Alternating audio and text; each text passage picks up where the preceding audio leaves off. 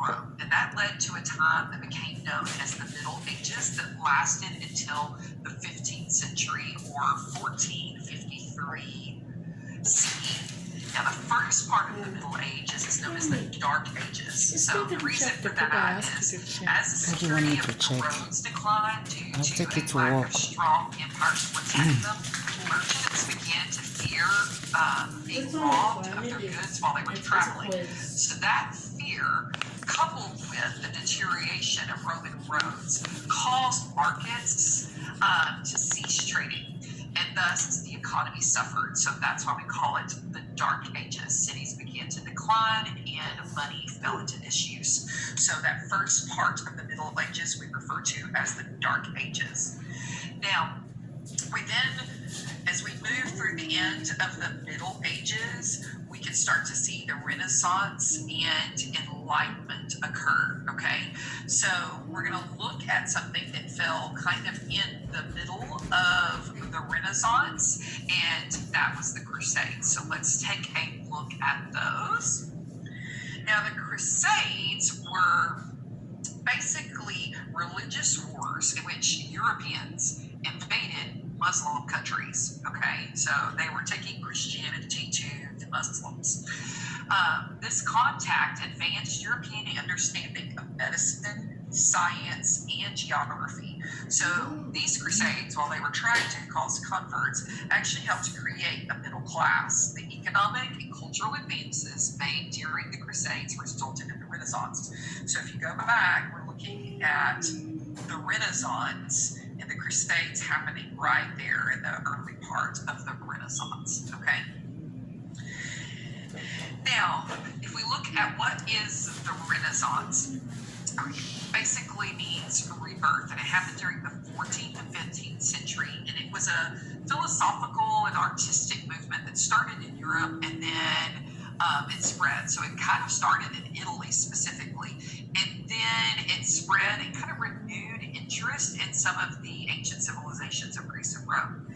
Now, during that time, Copernicus actually started, so as we move, I'm going to go back to this timeline to try to help you understand, towards the end of the Renaissance, so this overlap between end of Renaissance and beginning of Enlightenment, we had what we call the scientific revolution, all right?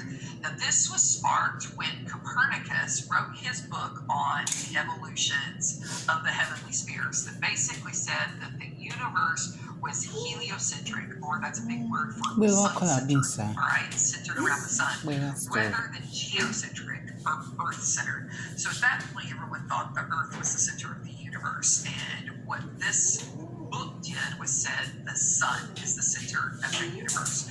This sparked a whole new interest in science, and it really began the scientific revolution. We can define the scientific revolution as advancement in European scientific and mathematical thought based on new philosophy and experimentation. All right, so it was a belief in progress. During that scientific revolution, we saw great leaps forward in the field of physics, astronomy, observational science, and just deductive reasoning and use of evidence. So all those things we think about with science. Here's some key people you need to know what they did. So you have Copernicus, who said the center of the universe is the sun. Then we have Isaac Newton, who really started revolutionizing math and physics and astronomy, defining the laws of gravity and motion, so Newton's laws of gravity and motion. Then you have John Locke, who founded a school of thought, and he was known as a political philosopher, so that's who John Locke was. Then you have Rene Descartes, who made connections between geometry and algebra, which allows for the solving of geometrical problems with algebraic equations. And I know you're thinking, is that a big deal? It is a big deal, because so much advancement occurred from that. Then we have Johannes Gutenberg, who invented the printing press. The printing press did so many things. It made written information available to the masses, where so many things had to be spread by word of mouth prior to the printing press, or by very select copies of things that were hand copied that you had to go and view. And so one of the huge ones here was the Bible, when the Bible was able to be printed, you saw a great spread of Christianity. So printing press was huge. Galileo expanded upon Copernicus and gave us that newly created telescope, so a way to look at space. And then we have Francis Bacon. This is one you might not know. He introduced the idea of the scientific method and experimentation using empirical evidence. So the scientific method, and that's Francis Bacon. So those are some important people. Now I'm going to give you one more important person. I want to talk about Martin Luther. And so Reformation is going to start occurring at the end of the Renaissance, the scientific revolution. Then we're going to move into Reformation. So we're looking at late Renaissance, early Enlightenment. So Martin Luther, what he did was he translated the Bible into German for more people to read. All right.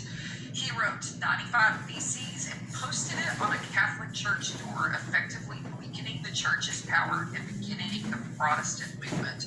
All right, so you're seeing the move from just Catholicism to the Protestant movement. And Martin Luther is huge because he was one of the first to translate the Bible into German so more people could read. Okay? So, Martin Luther, that's what you need to know. Now we're going to move on and we're going to start looking at exploration. So before we talk about European exploration into the Americas, let's talk about who was already living in the Americas. So let's look at our Native American groups that were there prior to colonization. Okay, so I've got this on a map for you to kind of help you see the regions of the United States and where those Native American tribes were.